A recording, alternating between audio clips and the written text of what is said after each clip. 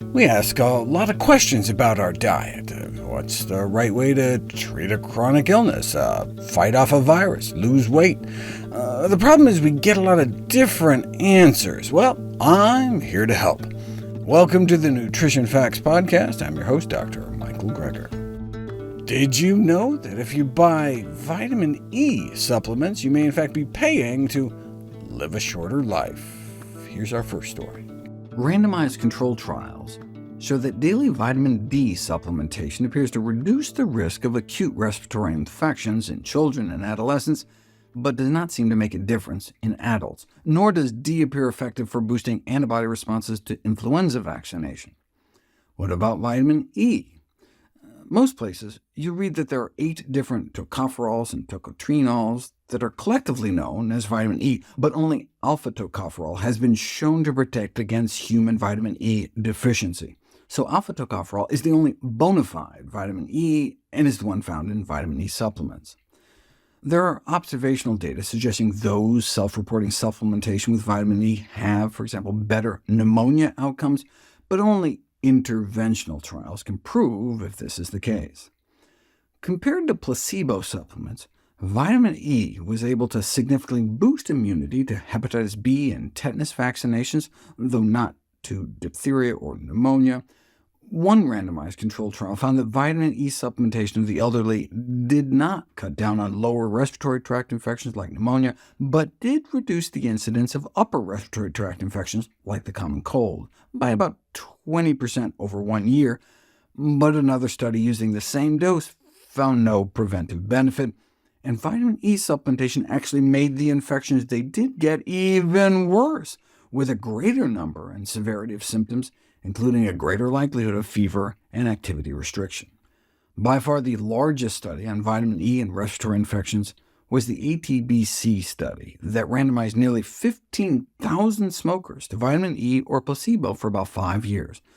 No overall effect was found either way between the vitamin E and placebo groups, but upon subgroup analysis, it appeared that while lighter smokers living in cities appeared to benefit, with about 50% lower risk of catching the common cold, vitamin E appeared to be a detriment to heavier smokers living outside of cities, resulting in about 50% increased risk.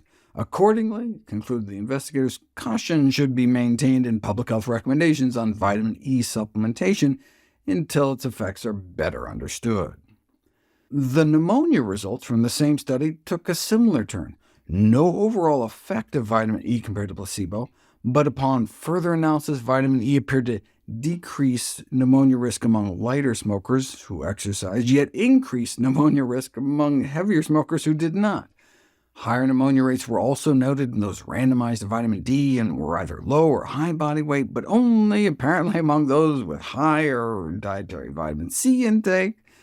Heavy smokers who got a lot of C also seem to have higher tuberculosis rates on E compared to placebo. This kind of slicing and dicing of data is frowned upon, as it can spawn spurious connections, so these findings are regarded only as exploratory for further research directions. Overall mortality in the ATBC study was similar between the vitamin E and placebo groups, though again there were subgroups that appeared to have their lives either cut short or extended. There have been dozens of controlled clinical trials on vitamin E, and most meta-analyses found a small but apparent real increase in the risk of mortality among those randomized to vitamin E. In other words, those who buy vitamin E supplements may be in effect paying to live a shorter life. Across 46 trials, 12% died in the vitamin E groups versus about 10% in the placebo groups. This is similar to the increase in mortality seen with beta-carotene supplementation, approximately 14% versus 11% across 26 randomized trials. The goal of the ATBC was to see if taking antioxidant supplements like vitamin E or beta-carotene could help prevent lung cancer in smokers. Vitamin E had no effect on lung cancer, and beta-carotene unexpectedly actually increased lung cancer rates, but vitamin E did, incidentally, appear to reduce incident prostate cancer rates. This helped inspire the SELECT study, the largest cancer prevention trial ever performed. More than 35,000 men were randomized to take vitamin E, selenium, both or neither, just placebos. The selenium didn't appear to matter, but those randomized to the straight vitamin E group ended up with a 17% greater risk of developing prostate cancer. If 100 men took vitamin E for a decade, we would expect to see one or two of them to be diagnosed with prostate cancer that they otherwise wouldn't have gotten had they wasted their money on sugar pills instead. Can vitamin E or selenium supplements prevent or treat Alzheimer's? Here are some answers. Oxidative stress from free radicals is one of the pathways implicated in the development and deterioration of Alzheimer's brains, given the evidence of excess oxidative DNA damage on autopsy. So what about trying an antioxidant? Vitamin E levels tend to be lower in the bloodstreams of those with cognitive impairment or dementia, but which came first? Maybe Alzheimer's disease led to poor eating, rather than poor eating leading to Alzheimer's disease. Greater vitamin E intake from foods is clearly associated with a lower risk of developing Alzheimer's, but greater vitamin E intake from supplements is not. But that didn't stop researchers from including a vitamin E arm in the largest primary prevention study of Alzheimer's disease to date. The Prevention of Alzheimer's Disease by Vitamin E and Selenium trial randomized more than 7,500 older men to take vitamin E, selenium, both or neither, just placebos, for 5 years. To quote from the conclusion, neither supplement prevented dementia. A separate long-term vitamin E supplementation trial of older women similarly found no protection against cognitive decline. Neither did vitamin E appear to benefit those with mild cognitive impairment, but the trials on Alzheimer's patients themselves started to get more interesting. The first trial, published in the New England Journal of Medicine, randomized more than 150 Alzheimer's patients to vitamin E or placebo to see if vitamin E could slow the progression of the disease.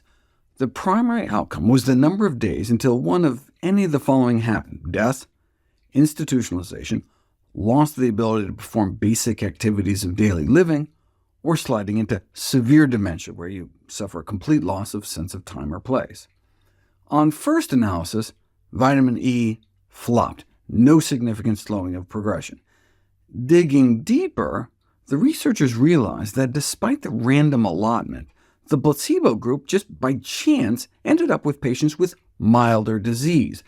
After taking that into account, the difference in outcomes between the vitamin E and placebo groups widened substantially. Now, this kind of unplanned post-hoc analysis is heavily frowned upon, but the effect seemed so sizable they went ahead and published it. In the placebo group, the adjusted time to death or loss of independence was 440 days, but in the vitamin E group, after the baseline cognition was normalized, it was 670 days, more than 7 months later. However, given the unorthodox analysis, the scientific world waited for the study to be replicated. And here we go. More than 600 patients with mild to moderate Alzheimer's disease were subsequently randomized to vitamin E supplements, the drug memantine, both or neither, just placebos, for 2 years. Although there was no slowing of cognitive decline after adjusting for multiple comparisons, there was a slowing of functional decline in terms of managing daily activities like bathing or dressing. The vitamin E group appeared to only suffer about 1.5 years of functional deterioration in the 2 years' time, resulting in approximately 2 hours less caregiver time required each day compared to the drug group. If those were the only 2 clinical vitamin E trials, I would give vitamin E serious consideration for those with Alzheimer's disease, but there's a third. A 6-month trial that suggested vitamin E may be detrimental to cognition in some Alzheimer's patients. Obviously, more research needs to be done. We would love it if you could share with us your stories about reinventing your health through evidence-based nutrition.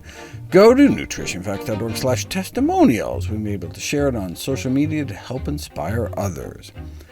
If you hear about any graphs, charts, graphics, images, or studies mentioned here, please go to the Nutrition Facts podcast landing page. There you'll find all the detailed information you need, plus links to all the sources we cite for each of these topics. My latest major book, How Not to Age, is out. Check it out from your local public library. Also wrote like a mini-book on Ozempic, available in softcover ebook and audio versions.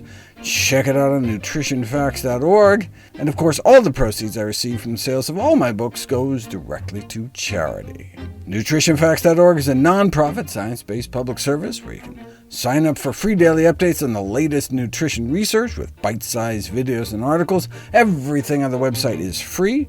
There are no ads, no corporate sponsorships, no kickbacks, strictly non-commercial. I'm not selling anything. I just put it up as a public service, as a labor of love, as a tribute to my grandmother, whose own life was saved with evidence-based nutrition.